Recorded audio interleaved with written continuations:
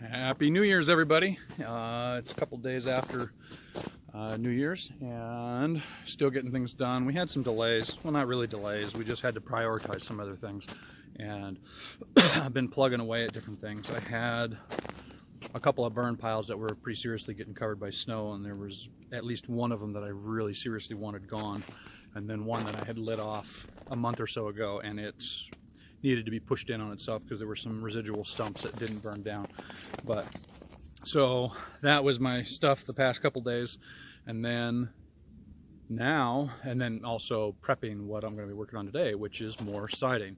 And in a previous video and or pictures, you can see that I got the siding on the one gable end, and we had to relocate the generator because we also took down the tent shed, which was, the supports were starting to bend because of all the snow that was on it, and we just couldn't stay on top of the snow to keep it from going off, because we would end up getting like 6 to 10 inches dump at night and wake up in the morning and the poles would be bent again.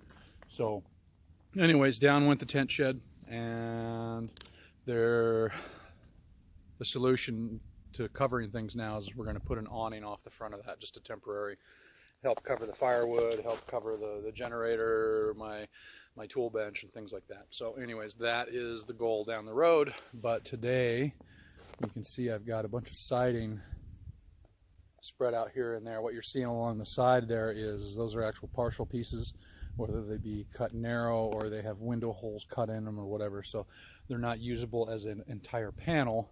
And then along the front I've got a stack of full panels, and we will be putting a lot of those up. My goal is to get the entire south end done, which is the end that will ultimately have the little itty bitty fire, the wood stove in it, and some windows and stuff like that.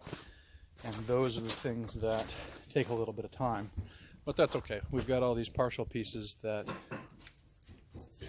we can use to fill in the gaps. I'm having to jigsaw puzzle this together because I don't have enough panels to just go all the way around it and put the windows exactly where I want it and all that kind of stuff. So anyways, I've pre-cut these panels down here to go around the door and one of the windows, and then Tara should be coming out on one of her breaks here and we'll end up putting those up.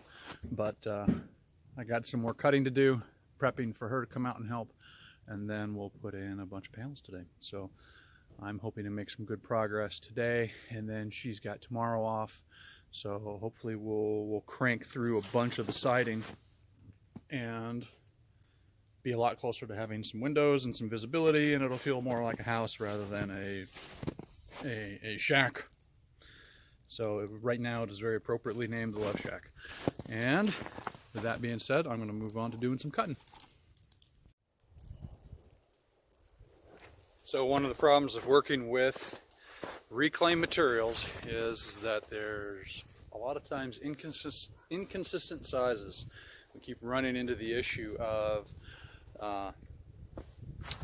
thinking the panels are all uniform length, and they're not, and I'm having to pay more attention to that. And sometimes it's just as little as like 3/4 of an inch, but that's been enough to throw me off because we're using this pole barn structure and purlins that go horizontal as opposed to vertical.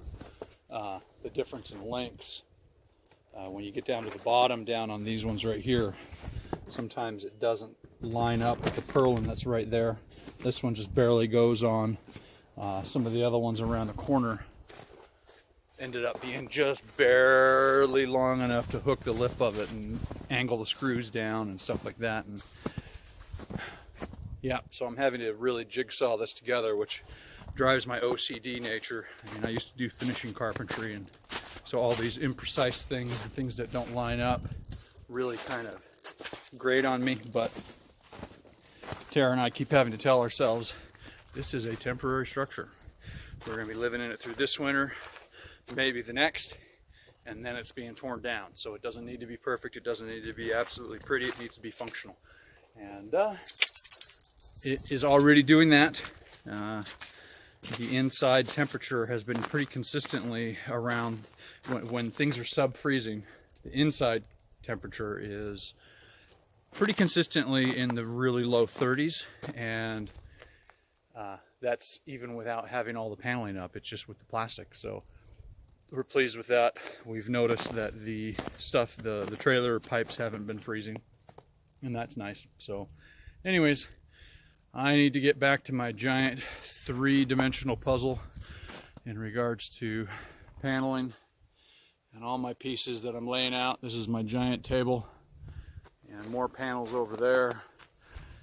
So I need to start fixing up the next pieces and putting some window bracing in, and then Tara will come out and help me again. So moving along.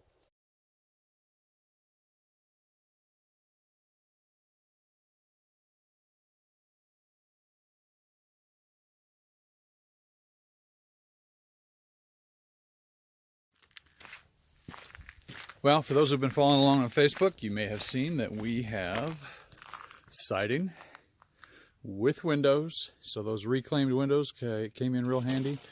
They went in pretty easy. I was fearing the worst on those because reclaimed materials can be challenging to work with. But anyways, the siding went up real well on this side. We ran out of reclaimed materials and stuff like that, and so we ended up going out and buying some.